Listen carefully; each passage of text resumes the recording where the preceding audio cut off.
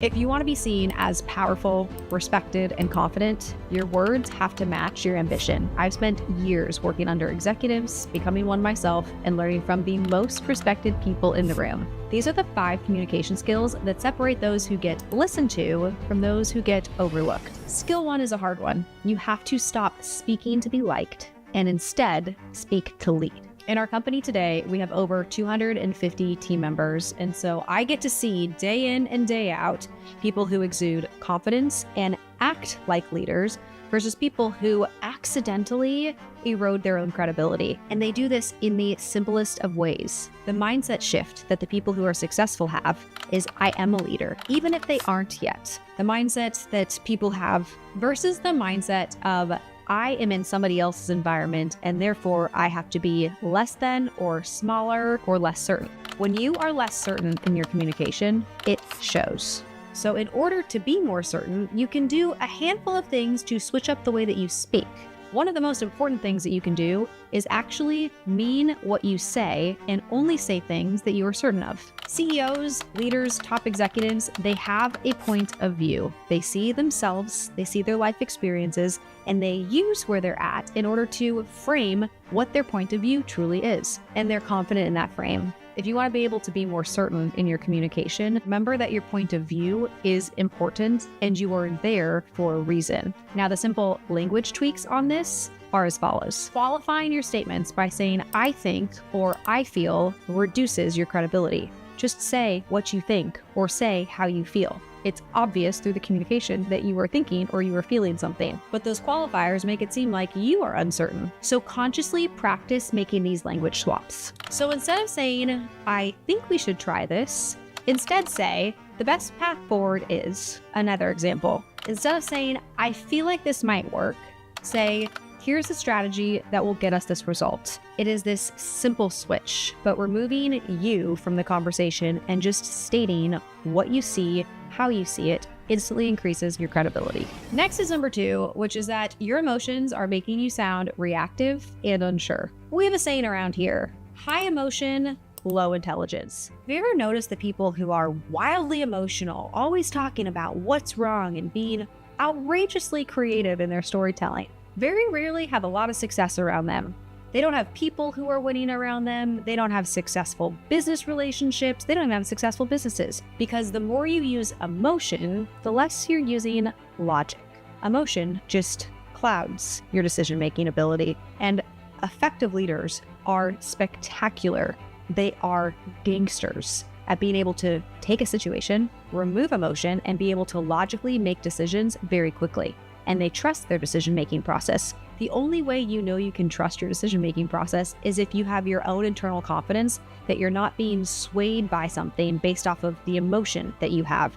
You're actually being swayed based off of logic, based off of data. Just this week, I had somebody pop off on me and had this whole emotional outburst. It was embarrassing, and it instantly reduced my confidence in this person. Their inability to feel something, to experience something, to have there be a form of rejection in front of them, and be able to handle that with grace, understanding, questions, allowed me to see this person through a very new lens. And that new lens is they make decisions based off of their emotion. And as I looked a little bit further into this, I actually started to see how there was a lack of success in a variety of different areas, which is a key indicator that emotion is used in all sorts of conversations. And instead of creating confidence, it actually erodes people's confidence, which means you cannot be successful, because without other people, as a leader, you're not successful. You actually cannot, by definition, be a leader if other people don't trust and actually follow you. So never let your emotions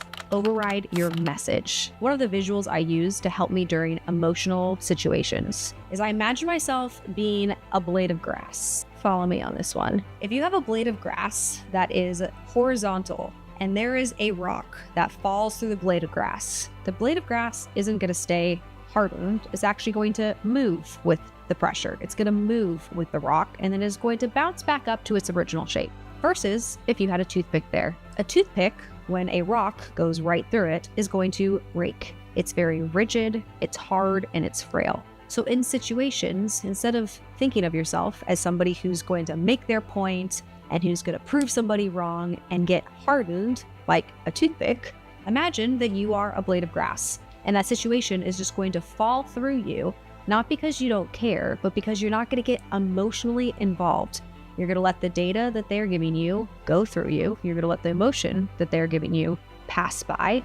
And then you're going to respond in the way that you should respond without the tense rigidity of the toothpicks in your life. Next is number 3 and focuses on authority. This is the secret to getting people to stop interrupting you and start actually listening. Great leaders don't speak more, they speak with weight. What about what you're saying actually matters? When you think of every conversation you're in as an opportunity for you to make an impact, you will show up to those conversations differently. Any meeting that you're attending, any conversation you're a part of, it has to matter, because as a leader, you have a million things pulling at your attention. There are no shortage of things on your to-do list, emails that you could be answering, presentations that you could be making, but instead you're in that room for a reason.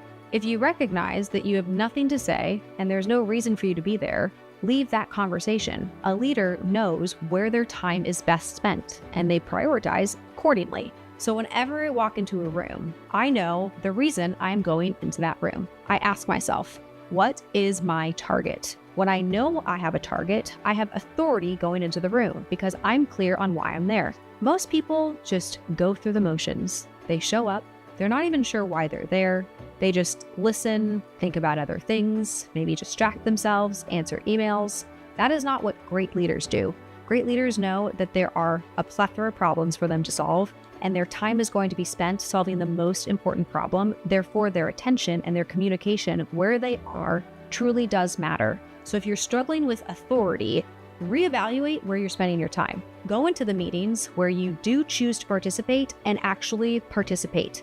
Have a point of view. Use your authority because you've thought through the situation and you know that there's a problem and there's something that you can help with or you need to better understand as a way for you to build up your own authority in your mind. Leaders matter. They drive initiatives forward. So never enter a room where you don't know why you're there and you will all of a sudden have more authority in your communication simply because you took a handful of minutes in order to really understand why your time was best spent there. When participating and leading meetings, you steer the conversation with clear, confident delivery. Next up is number 4, which is to become a question master. You do not need all the answers to lead. You just need to know how to ask the right questions. The best leaders put themselves in a position to solve the most complicated problems in a business. And in order to solve a complicated problem, there has to be some sort of constraint, some level of confusion, and no clear path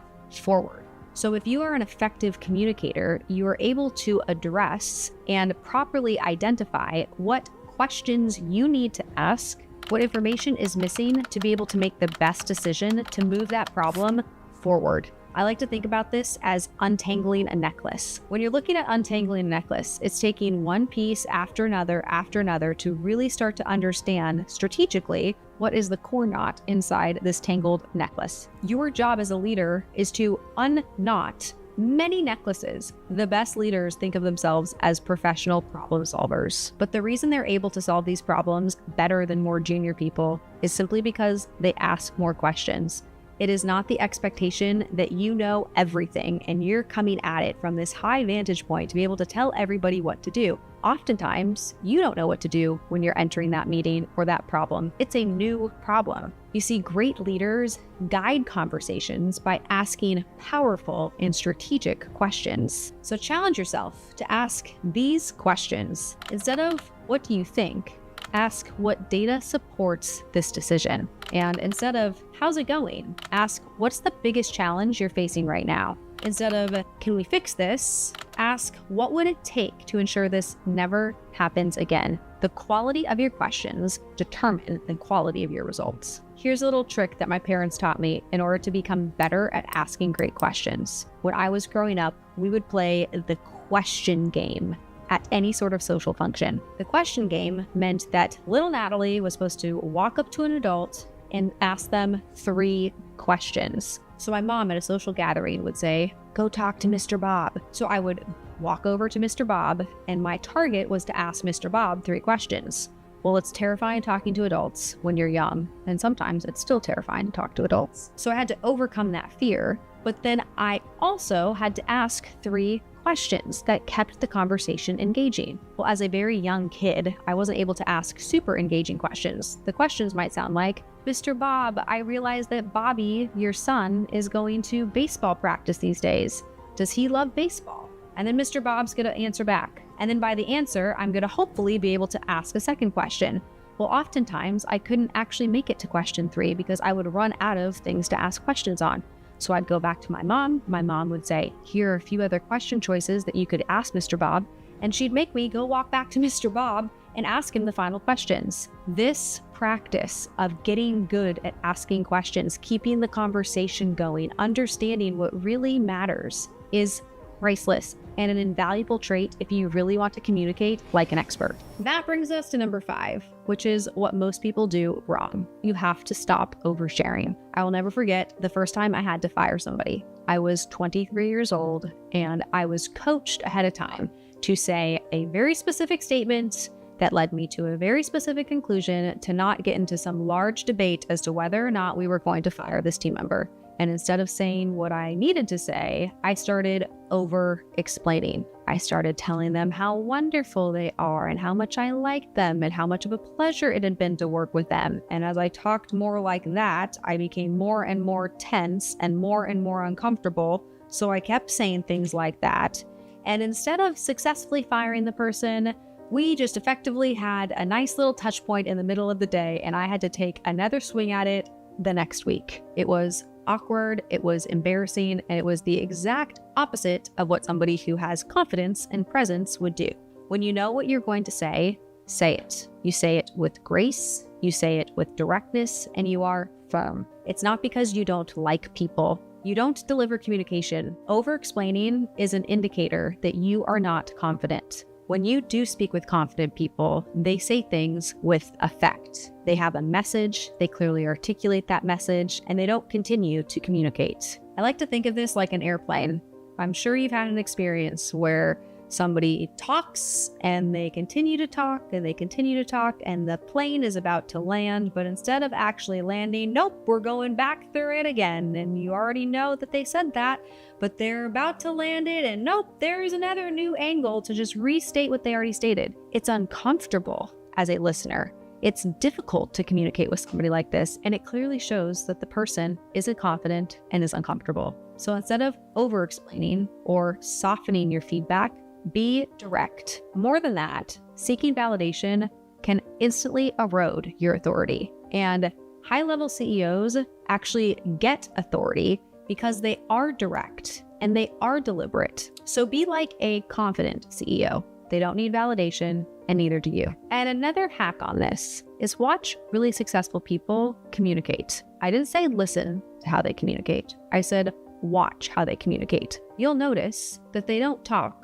like this. This is not the way that somebody who is successful communicates. They sit up straight, their shoulders are back, they have confidence through their body language. They move their hands through this certain little section of their bodies right here. They don't sit there and fidget, playing with their fingers, playing with their rings, moving their feet around. They're able to sit there comfortably, have a direct conversation, eye to eye with another human being. So it is very simple to just throw your shoulders back, sit up a little taller, and look like you are more confident before you actually become more confident. One of the things that I had to work on for a while, the way you project your voice also matters. And this was actually something I had to work on for quite some time. I tended to whisper. For a very clear reason, I used to get quieter when I would voice my opinion. And that reason is pretty obvious. I wasn't certain of my opinion.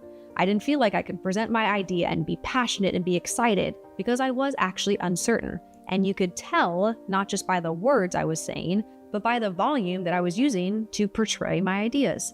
So I had to actively work on not talking like this and trying to quiet myself, but by being louder and being more communicative through my body language, but also through the volume which I was speaking. I had to work on this for many months, and it was not a short process. Every single time I would start whispering, I'd have my core team of people tell me, hey, Natalie, you're whispering again. And I'd be like, okay, good to know. I'm going to project. I'm going to get clear on what I'm saying because clarity matters in communication. So when you find you're doing some weird things, putting your shoulders in, starting to whisper, fidgeting, just remember, future you doesn't communicate like that. So fix it in the moment and deliver the effective communication. If you master these 5 skills, I guarantee that you will be able to communicate better than 99% of people. And if you are still feeling stuck, check out my next video that will help you unlock success.